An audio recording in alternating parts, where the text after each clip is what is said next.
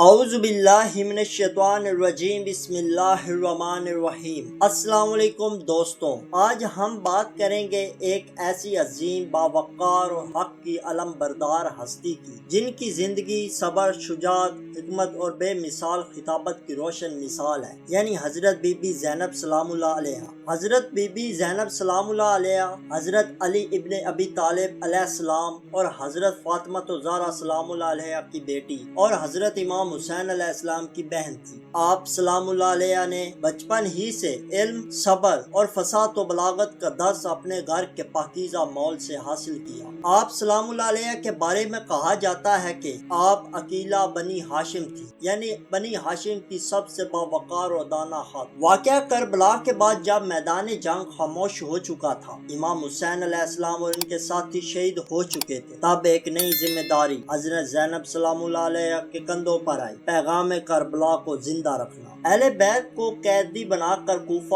اور پھر شام دربار یزید لے جایا گیا۔ راستے میں تماشائیوں کے ہجوم، طنز و تضحیک اور ظلم کے باوجود حضرت زینب نے صبر کا دامن نہیں چھوڑا۔ جب قافلہ اسیران کوفہ پہنچا تو لوگ جمع ہو گئے، کچھ رو رہے تھے، کچھ حیران تھے۔ تب حضرت زینب سلام اللہ علیہ نے ایک ایسا خطبہ دیا جس نے لوگوں کے ضمیر کو جھنجھوڑ دیا۔ آپ سلام اللہ علیہ نے فرمایا کہ اے کوفہ والوں، تم نے ہمیں بلایا اور پھر ہمیں تنہا چھوڑ دیا۔ تمہارے آنسو کسی کام کے نہیں، تمہارا کردار تمہاری حقیقت کو ظاہر کر چکا ہے۔ یہ خطبہ دراصل ایک آئینہ تھا جس میں اہل کوفہ نے اپنی بے وفائی دیکھی۔ حضرت زینب نے انہیں احساس دلایا کہ صرف رونا کافی نہیں، حق کا ساتھ دینا ضروری ہے۔ اصل عظمت اس وقت سامنے آئی جب حضرت زینب کو یزید کے دربار میں پیش کیا گیا۔ ایک طرف ظاہری طاقت، تخت و تاج، اور دوسری طرف ایک قیدی خاتون، مگر حقیقت میں طاقت کس کے پاس تھی؟ حضرت زینب سلام اللہ علیہ نے نہایت جرأت کے ساتھ یزید کو مخاطب کرتے ہوئے فرمایا: اے یزید، تو نے یہ گمان کر لیا ہے کہ آج تو کامیاب ہو گیا ہے؟ یاد رکھ، نہ تو ہماری یاد کو مٹا سکتا ہے اور نہ ہی وحی کے نور کو بجھا سکتا ہے۔ آپ نے یزید کے ظلم کو کھلے عام بے نقاب کیا، قرآن کی آیات کے ذریعے دلیل دی اور واضح کر دیا کہ یہ جنگ حق اور باطل کی اور حق ہمیشہ زندہ رہتا ہے۔ حضرت بی بی زینب سلام اللہ علیہ کے خطبے نے دربار کا ماحول بدل دیا۔